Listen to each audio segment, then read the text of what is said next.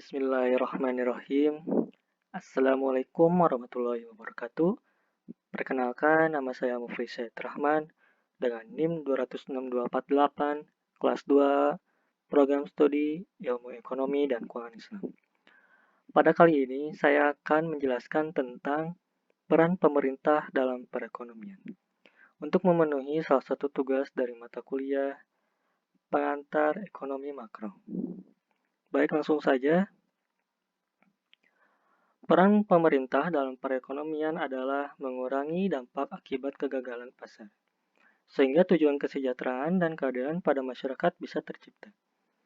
Menurut definisi, pemerintah merupakan badan-badan untuk menyelesaikan masalah pada arena politik melalui sebuah keputusan. Adapun fungsi pemerintah menurut Adam Smith. Yang pertama, fungsi pemerintah untuk memelihara keamanan dalam negeri dan pertahanan. Yang kedua, fungsi pemerintah untuk menyelenggarakan peradilan. Dan yang ketiga, fungsi pemerintah untuk menyediakan barang-barang yang tidak disediakan oleh pihak swasta, seperti halnya dengan jalan dan sebagainya.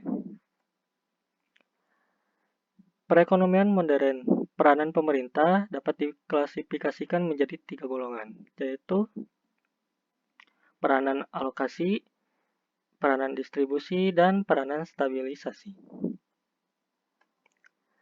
Yang pertama, peranan alokasi. Fungsi alokasi yaitu fungsi pemerintah sebagai penyedia barang dan jasa publik, seperti pembangunan jalan raya, jembatan, penyediaan fasilitas penerangan, dan telepon umum.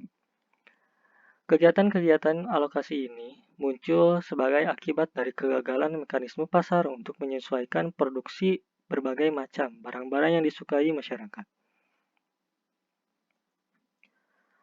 Ada beberapa hal yang perlu diperhatikan oleh pemerintah dalam fungsi alokasi. Yang pertama, perpindahan penduduk akibat alokasi tidak merata.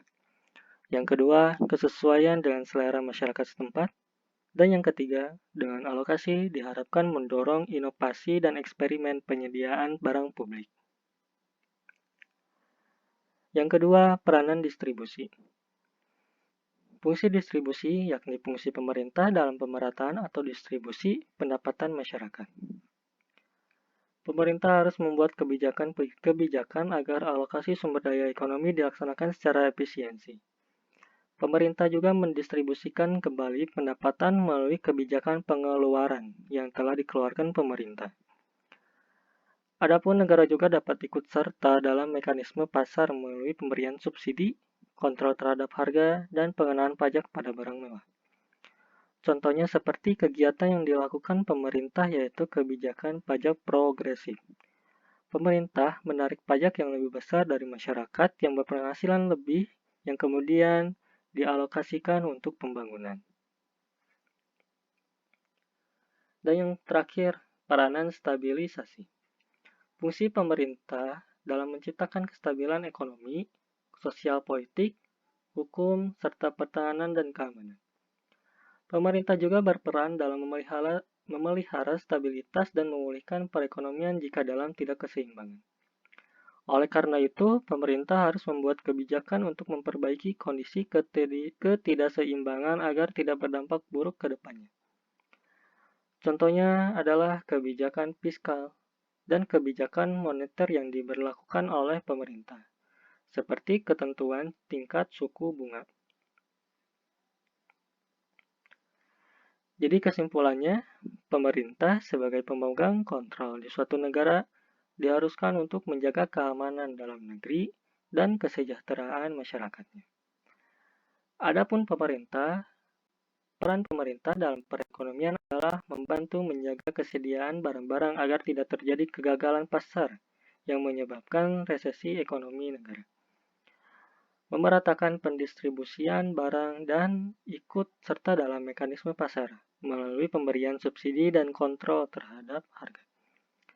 Pemerintah juga berperan dalam memelihara stabilitas dan memulihkan perekonomian jika dalam tidak keseimbangan, dengan tujuan untuk mensejahterakan masyarakat.